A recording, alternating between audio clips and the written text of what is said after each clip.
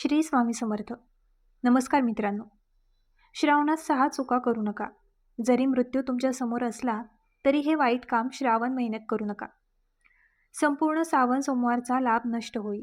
आणि तुम्ही केळी का खात नाही, नवरात्रीत काय खायचे, श्रावण महिन्यात हळद का टाळली जाते आणि 5 महिला श्रावण सोमवारचा उपवास का करू शकत नाही, या सर्व गोष्टी आज आम्ही तुम्हाला या श्रावणच्या या व्हिडिओमध्ये सांगणार आहोत. आवश्यक असलेला प्रत्येक महादेव लिहा, आवडू द्या. भगवान शिवाच्या भक्तीचा हा प्रवास अतिशय अद्भुत आहे. त्यामुळे हा व्हिडिओ एका क्षणासाठीही विसरू नका. कारण शास्त्रात असे लिहिले आहे की अपूर्ण माहिती नेहमीच सर्वनाश घडवून आणते. मित्रांनो, वर्ष 2026 मध्ये गुरुवार 30 जुलैपासून श्रावणचा पवित्र महिना सुरू होऊन 28 ऑगस्टपर्यंत जाईल. भगवान शिव आणि देवी पार्वतीच्या पूजेसाठी श्रावण महिना खूप शुभ मानला जातो. यावर्षी श्रावण महिन्यात एकूण 4 सोमवार पाळण्यात आले आहेत. त्याला धार्मिक महत्त्व आहे. पहिला सोमवार उपवास 3 ऑगस्ट रोजी पाळला जाईल. दुसरा सोमवार 10 ऑगस्टला, तिसरा 17 ऑगस्टला आणि चौथा आणि शेवटचा सोमवार 20 ऑगस्टला असेल. रक्षाबंधनाचा सण असलेल्या 28 ऑगस्ट 2026 रोजी श्रावणचा शेवट होत आहे. या दिवशी बहिणी आपल्या भावांच्या मनगटावर राखी बांधतात आणि प्रेम आणि एकजुटीचा सण साजरा करतात. श्रावणचा पहिला दिवस भगवान श्रीहरी विष्णूंची कृपा मिळवण्यासाठी 30 जुलै हा एक अतिशय दुर्मिळ आणि शुभ योगायोग देखील घेऊन येत आहे. हिंदू दिनदर्शिकेनुसार भगवान शिवाचे भक्त श्रावण महिन्यात उपवास करतात आणि भगवान शिवाची पूजा करतात. विवाहित स्त्रियांना अखंड भाग्याच्या नियमांचे पालन करण्यासाठी आणि मंगलगौरी व्रताच्या माध्यमातून पतीच्या प्रगतीच्या शुभेच्छा देण्यासाठी ही वेळ सर्वोत्तम मानली जाते. म्हणून 30 जुलैपासून सुरू होणाऱ्या या पवित्र महिन्यात कोणताही भक्त श्रद्धेचा नियम आणि पूर्ण सात्विकता घेऊन महादेवाच्या आश्रमात जाऊन त्यांची प्रत्येक इच्छा पूर्ण करू शकतो. श्रावण महिना हा काही सामान्य महिना नाही. हा काळ विश्वाचा निर्माता, संरक्षक आणि विध्वंसक असलेल्या महादेवाचा आहे. आपल्या हिंदू दिनदर्शिकेनुसार जेव्हा भगवान विष्णू आषाढ महिन्याच्या देवशयनी एकादशीला 4 महिने योग निद्रेत जातात आणि अधोलोकाकडे निघतात, तेव्हा संपूर्ण सृष्टीवर अंधाराचा क्षण येतो. त्यावेळी विश्वाला विनाशापासून वाचवण्यासाठी महादेव स्वतःला सृष्टीचा पूर्ण ताबा घेतो. यावर्षी श्रावणची सुरुवात अत्यंत अद्भुत, दुर्मिळ आणि तांत्रिक योगायोगाने होत आहे. यावेळी सर्व श्रावण सोमवार PRH मध्ये तंत्र, मंत्र आणि अघोर शक्तींचा समावेश आहे.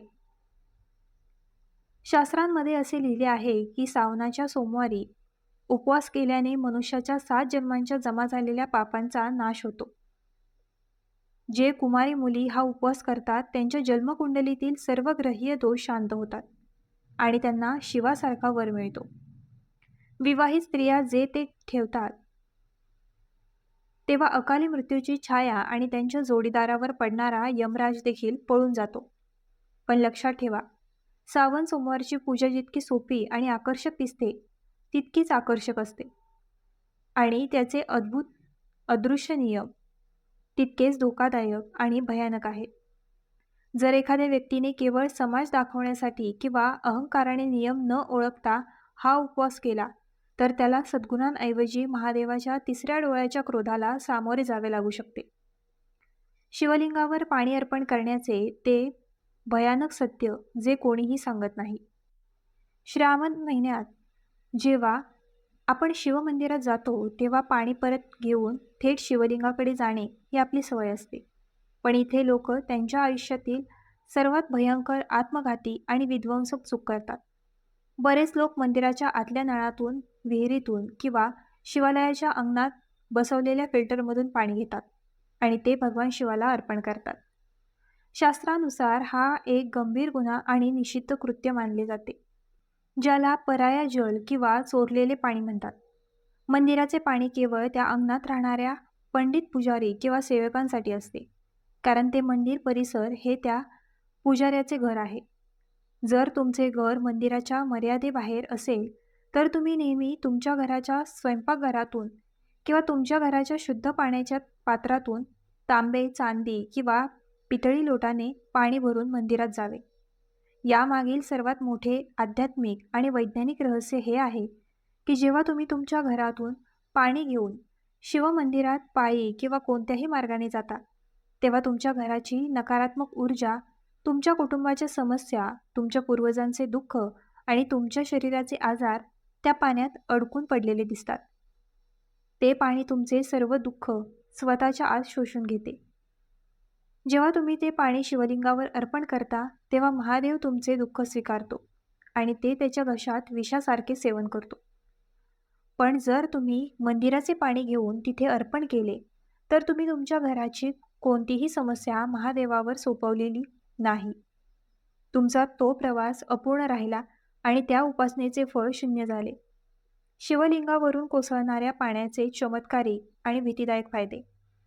जेव्हा पाण्याचा अखंड प्रवाह शिवलिंगावर पडतो, तेव्हा तो शिवलिंगाखाली तयार झालेल्या पाण्याच्या प्रवाहातून एका विशिष्ट दिशेने वाहतो. शास्त्रामध्ये त्या वाहत्या पाण्याला खरे अमृत आणि शिवाच्या अलौकिक ऊर्जेचा महान झरा मानले जाते. पहिला नियम असा आहे की जेव्हा तुम्ही पाणी घेता, तेव्हा तुम्ही जलभूतातून वाहणारे पाणी कधीही विसरू नये. कारण ती ऊर्जा इतकी तीव्र आणि तांत्रिक आहे की जर एखाद्या सामान्य व्यक्तीने ती पार केली, तर त्याच्या शरीराचे चक्र विस्कळीत होऊ शकते. ते केवळ खऱ्या भावनेसाठी आणि पाण्यासाठी भुकेले असतात. पण जेव्हा तुम्ही तुमच्या विश्वासाने त्याचा आनंद घ्याल, तेव्हा तुम्हाला शास्त्रांमध्ये लिहिलेली योग्य पद्धत माहिती असली पाहिजे. श्रावण महिन्यात शिवाला कधीही भेसळयुक्त रासायनिक किंवा हरवलेली कृत्रिम मिठाई देऊ नका. जर तुम्हाला बर्फीचा आनंद घ्यायचा असेल, तर ती घरी शुद्ध दुधापासून बनवली पाहिजे आणि त्यात चांदीचे काम नसावे.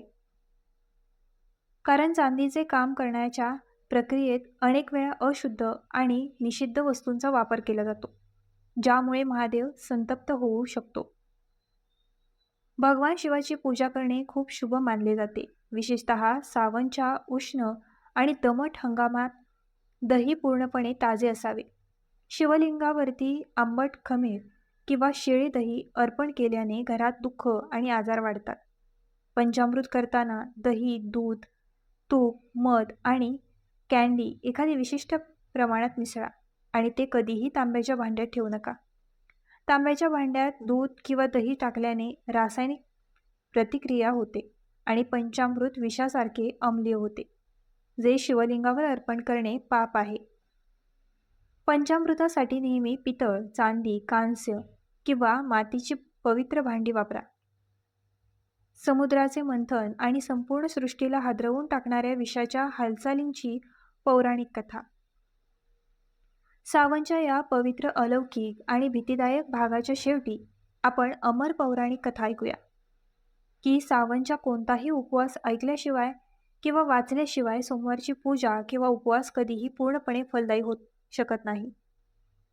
सतयुगादरम्यान जेव्हा देव आणि असुर यांच्यात अमरत्वाच्या इच्छेने समृद्धी आणि अमृत प्राप्त करण्यासाठी क्षीरसागरात समुद्राचे मंथन केले जात होते, मग मंदराचल पर्वताचे मथनी आणि नागराज वासुकीचे दोरीकरण झाले.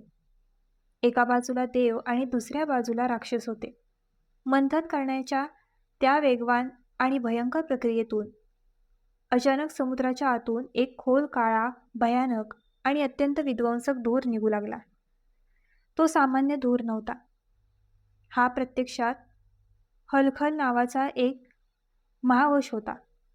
हे विश्वातील सर्वात धोकादायक विष होते. त्या विषाची उष्णता आणि विषारी ज्वाला इतक्या धोकादायक होत्या की तिन्ही जगातील प्राणी वेगवेगळ्या प्रकारे मरू लागले. देवांचे मुकुट विदळायला लागले, वनस्पती कोरड्या पडू लागल्या आणि असुरांचा गुदमरू लागला आणि संपूर्ण सृष्टी आपत्तीच्या उंबरठ्यावर उभी राहिली. जेव्हा ब्रह्मा आणि विष्णू यांनाही बाहेर पडण्याचा कोणताही मार्ग उरला नव्हता, तेव्हा सर्व देवता आणि आशिमुनी ओरडून कैलास पर्वताच्या दिशेने धावले आणि महादेवाच्या चरणी पडले. या निश्चित आपत्तीपासून सृष्टीला वाचवण्यासाठी देवांचा देव महादेव याने त्या धोकादायक हलाखी विषाचा उकळता प्रवाह आपल्या श्रद्धेने घेतला आणि तो प्यायला सुरुवात केली. पण ते विष इतके भयंकर होते की जर ते महादेवाच्या पोटात गेले तर त्याच्या पोटात असलेली संपूर्ण सृष्टी आणि प्राणी त्या क्षणी नष्ट होतील. त्यामुळे महादेव यांनी आपल्या योगशक्तीने त्यांच्या घशातील विष थांबवले. त्या भयंकर दंशामुळे आणि विषाच्या तीव्र दाहामुळे महादेवांचा घसा पूर्णपणे निळा झाला आणि त्या क्षणापासून संपूर्ण विश्व त्याला अत्यंत आदराने आणि भीतीने नीलकंठ या नावाने हाक मारत होते. विषाच्या त्या भीषण उष्णतेमुळे महादेवांचे संपूर्ण शरीर थरथर कापू लागले. त्यांचे डोळे सुजले आणि लाल झाले होते. मग त्याच्या डोक्याला थंड करण्यासाठी सर्व देवांनी त्यांच्यावर सतत गंगाजल ओतले आणि त्यांच्या डोक्यावर थंड चंद्र ठेवला आणि विषारी अग्नीचा प्रभाव कमी करण्यासाठी त्याच्या शरीरावर थंड बेलपत्र, थंड धतुरा आणि उसाचा रस अर्पण केला. ही घटना श्रावण महिन्यात घडली. म्हणूनच श्रावण महिन्यात जो भक्त महादेवाला थंड पाणी, दूध आणि बेलपत्राचा प्रवाह अर्पण करतो, महादेव त्याच्या आयुष्यातील सर्व विष पितो आणि त्याला जीवनाचे अमृत देतो. शिव आणि जालंधरच्या कत्तलीची अलौकिक आणि भयानक कथा. सावनच्या या काळात शिवमहापुराणामध्ये असाच आणखी एक पौराणिक कथेचे वर्णन केलेच आहे, ज्यात या महिन्याचे खरे नियम दर्शविले आहेत. ही कथा शिवाच्या भागातून जन्मलेल्या शक्तिशाली राक्षस जालंधरची आहे. जालंधराचा जन्म समुद्रातून झाला होता आणि त्याकडे इतकी प्रचंड शक्ती होती की त्याने तिन्ही विश्वांवर कब्जा केला होता. त्याच्या शक्तीचे सर्वात मोठे रहस्य म्हणजे त्याची सर्वात प्रिय पत्नी वृंदाची शुद्धता. वृंदा ही भगवान विष्णूची प्रखर भक्त होती. तिच्या पतिव्रता धर्मामुळे कोणतीही देवता किंवा स्वतः शिव देखील युद्धात जालंधरला हरवू शकले नाही. जेव्हा जालंधरचा जुलूम 7व्या स्वर्गात पोहोचला आणि त्याने थेट पार्वती मातेकडे पाहण्याचे धाडस केले, तेव्हा महादेवाचा राग अनावर झाला. कैलासावर महादेव आणि जालंधर यांच्यात एक प्रलयकारी युद्ध सुरू झाले, ज्याने संपूर्ण विश्वाचा पाया हादरवून टाकला. पण वृंदाच्या कवचामुळे जालंधर पुन्हा पुन्हा जिवंत होत असे. त्यानंतर सृष्टीचे संतुलन राखण्यासाठी भगवान विष्णूने जालंधरचे रूप धारण केले आणि वृंदाच्या राजवाड्यात पोहोचले. तिचा पती जिवंत आहे असा विश्वास ठेवून वृंदाने त्याला स्पर्श करताच आणि त्याचा पतिव्रता धर्म मोडताच महादेवाने युद्धभूमीत आपल्या त्रिशूलाने जालंधरचे डोके पृथ्वीपासून वेगळे केले. जेव्हा वृंदाला या भ्रमाची जाणीव झाली, तेव्हा तिने श्रीहरी विष्णूला दगड बनण्याचा शाप दिला, ज्यामुळे तो शालिग्राम झाला आणि स्वतः सती झाली. तुळशीच्या झाडाचा जन्म वृंदाच्या राखापासून झाला. महादेवने सावनच्या याच काळात जालंधर सारख्या एका अधार्मिक व्यक्तीची हत्या केली होती. म्हणूनच तुळशीची पाने कधीही शिवपूजेत वापरली जात नाही, कारण ती जालंधरची पत्नी म्हणून जन्माला आली आहे. सावनमध्ये ही कथा ऐकून मनुष्याच्या आत लपलेल्या कामाची आणि वासनेची जालंधर नष्ट होते. महामृत्युंजय मंत्राचे रहस्य आणि कालांतराने महादेवाचा विजय. श्रावण महिन्यात प्रत्येकजण महामृत्युंजय मंत्राचा जप करतो, पण यामागची कथा फार कमी लोकांना माहिती आहे. जेव्हा खऱ्या महादेवाने युद्धातील त्याच्या भक्तासाठी मृत्यूचा देव यमराज यालाही पराभूत केले होते. शिवपुराणानुसार अर्श मृंकडूचा मुलगा मार्कंडेय याचे वय केवळ 16 वर्षे निश्चित करण्यात आले होते. पण जेव्हा मार्कंडेय 16 वर्षाचा झाला, तेव्हा त्याचे आईवडील मृत्यूच्या भीतीने थरथरायला लागले. मग बालक मार्कंडेयाने सावनच्या या पवित्र काळात शिवलिंगाची स्थापना केली आणि त्याच्या समोर बसून तीव्र तपस्या सुरू केली. त्याच्या आयुष्याच्या शेवटच्या दिवशी स्वतः मृत्यूचा देव यमराज त्याच्या भयानक म्हशीवर आणि कल्पशाला हातात घेऊन त्याचा जीव घेण्यासाठी आला. यमराजचे ते रूप इतके भयानक होते की ते पाहूनच मनुष्य मरू शकतो. पण मुलगा घाबरला नाही. ते शिवलिंगाला चिकटून राहिले. ज्यावेळी यमराजने मार्कंडेयच्या जीवाला खिळवून ठेवण्यासाठी आपला टाईम लूप फेकला, मुलासह तो शिवलिंगावरही पडला. यमराजांची साखळी शिवलिंगावर पडताच प्रचंड गर्जना झाली. तिघेही हादरून गेले. शिवलिंग फुटले आणि त्यातून महाकलांचा देव महादेव त्यांच्या सर्वात उग्र आणि क्रूर रूपात प्रकट झाला. महादेवाचे ते रूप इतके शक्तिशाली होते की त्याच्या तिसऱ्या डोळ्याच्या ज्वालेने विश्व जळू लागले. महादेव यांनी यमराजाला त्याच्या त्रिशूळाने इशारा दिला आणि म्हणाला, माझ्या शरणागतीवर सापळा लावण्याचे धाडस तुम्ही कसे केले? शिवाच्या त्या प्रचंड रागासमोर यमराजाला गुडघे टेकावे लागले. त्याच क्षणी महादेवाने मार्कंडेयाला अमृताचे वरदान दिले आणि सांगितले की जो भक्त श्रावण महिन्यात खरा मनाने शिवलिंगाजवळ महामृत्युंजय मंत्राचा जप करेल तो अकाली मरण पावेल आणि यमराज कधीही त्याच्या सावलीला स्पर्श करू शकणार नाही. हा काही सामान्य मंत्र नाही. हा वेळेच्या छातीवरील शिवाचा तांडव आहे. तर मित्रांनो, आजचा हा व्हिडिओ तुम्हाला कसा वाटला आम्हाला कमेंट करून नक्की सांगा आणि आपल्या ग्लो मराठी चॅनलला लाईक, शेअर, सबस्क्राईब आणि हाईप करायला विसरू नका.